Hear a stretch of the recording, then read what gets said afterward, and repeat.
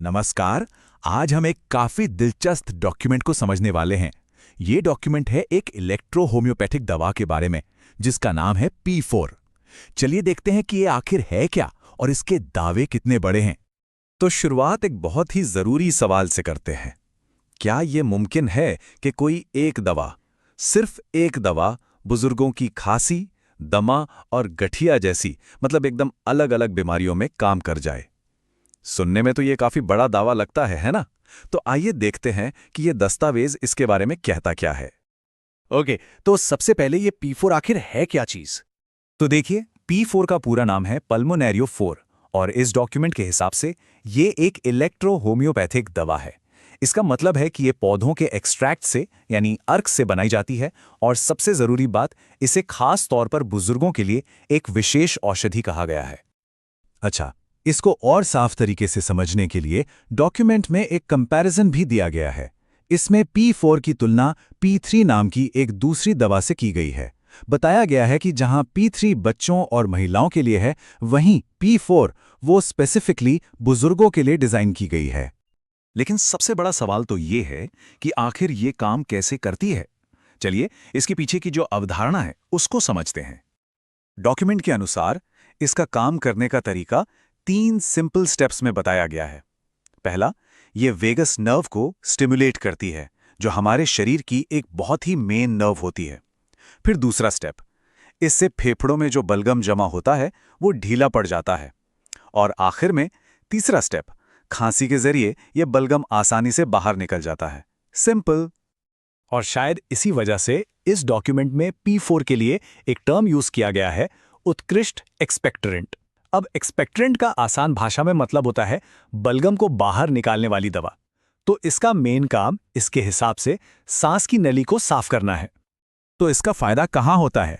Document कहता है कि अगर किसी को पुरानी सांस की कोई बीमारी है, जैसे चिपचिपा बलगम बनता हो, सांस लेने में दिक्कत होती हो, कमजोरी महसूस होती हो या बहुत ज्यादा पसीना आता हो, तो P4 इन सभी लक्षणों में राहत दे सकती है। तो हमने ये तो देख लिया कि ये काम कैसे करती है, पर सवाल ये है कि इसका इस्तेमाल होता कहाँ है। सुनकर शायद हैरानी होगी कि इसकी लिस्ट कितनी कितनी लंबी है। डॉक्यूमेंट में 14 मुख्य बीमारियों का जिक्र किया गया है। इसमें बुजुर्गों की खांसी और दमा तो है ही, लेकिन इसके साथ साथ गठिया और गले की सूजन यानी लेरेंजाइटिस जैसी प्रॉब्लम्स भी शामिल हैं। इसका मतलब साफ है कि ये सिर्फ सांस की बीमारियों तक सीमित नहीं है। लेकिन ठहरिए, बात यहां खत्म नहीं होती।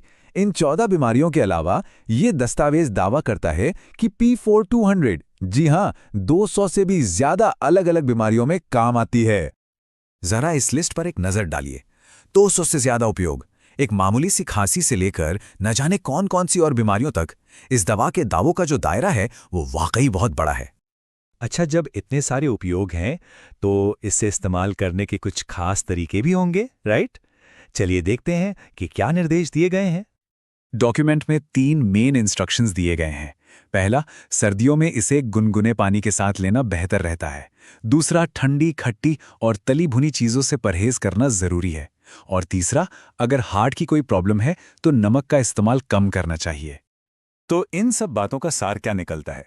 आइए देखते हैं कि ये दस्तावेज आखिर में कंक्लूजन क्या देता है। डॉक्यूमेंट का निष्कर्ष बिल्कुल साफ शब्दों में लिखा है। P4 वृद्धावस्था तथा पुराने श्वसन रोगों की प्रमुख औषधि है। यह वेगस नर्व को सक्रिय कर बलगम को ढीला करती है, जिससे रोगी को शीघ्र राहत मिलती है। बेसिकली ये इस पूरे लेख का निचोड़ है। तो हम इस विश्लेषण को इसी सवाल के साथ खत्म करते हैं। एक दवा और 200 से ज्यादा उपयोग, क्या यही इलेक्ट्रो होम्योपैथी का नजरिया है कि एक ही दवा शरीर के अलग अलग कई सिस्टम्स पर एक साथ काम कर सकती है? नमस्कार। कभी ये सोचा है कि क्या कोई एक दवा, सिर्फ एक, कई मुश्किल मतलब कॉम्प्लिकेटेड बीमारियों का हल हो सकती है? आज हम इलेक्ट्रो होम्योपैथी की एक ऐसी ही दवा P5 की गहराई में उतरेंगे। चलिए देखते हैं कि इस छोटी सी दवा में आखिर ऐसा क्या खास छिपा है। हाँ, तो सवाल तो बड़ा है ना कि भाई एक दवा और इतने सारे जटिल रोग कैसे? P5 का दावा कुछ ऐसा ही है।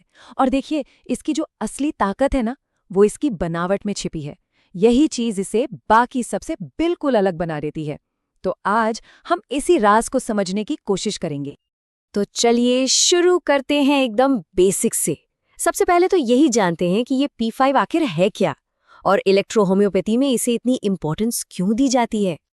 तो देखिए, P5 का पूरा नाम है पल्मोनारियो 5। जैसा कि नाम में है, ये पल्मोनारियो ग्रुप की एक दवा है। लेकिन ये कोई मामूली दवा नहीं है। इसे आप एक तरह का स्पेशलिस्ट मान सकते हैं।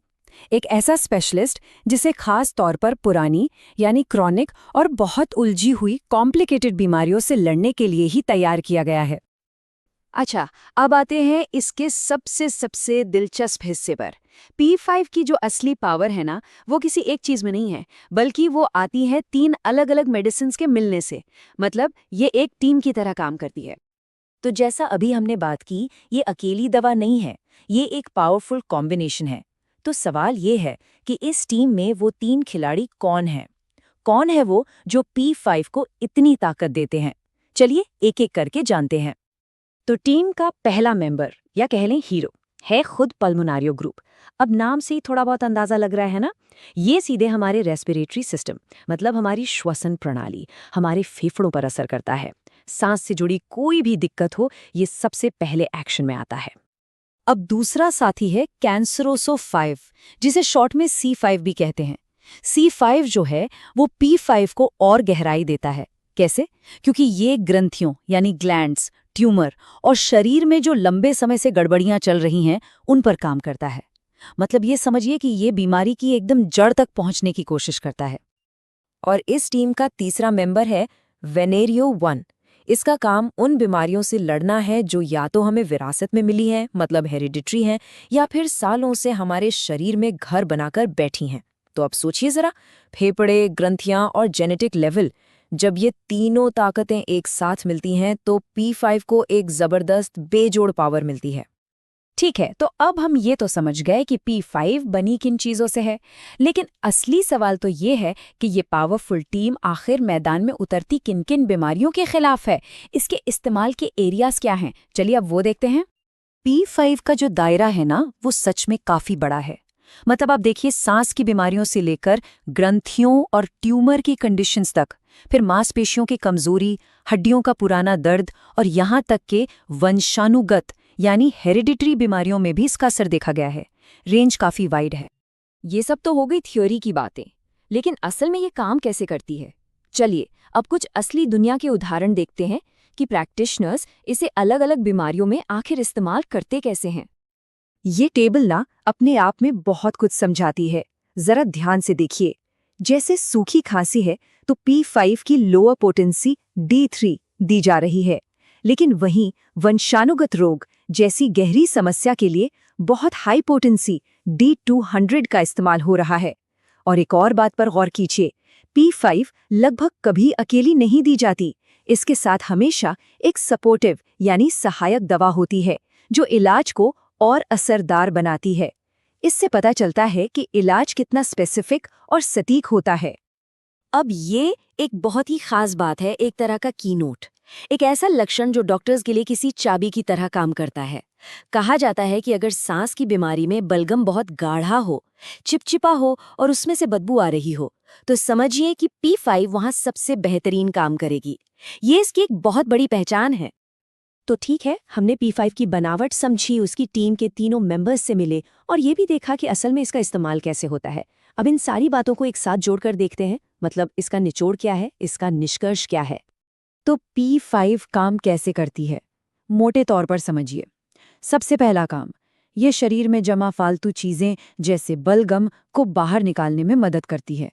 दूसरा, ये अंदर की सूजन और रुकावट को कम करती है। और तीसरा और सबसे जरूरी, ये पुरानी बीमारियों में लंबे समय तक फायदा पहुंचाती है।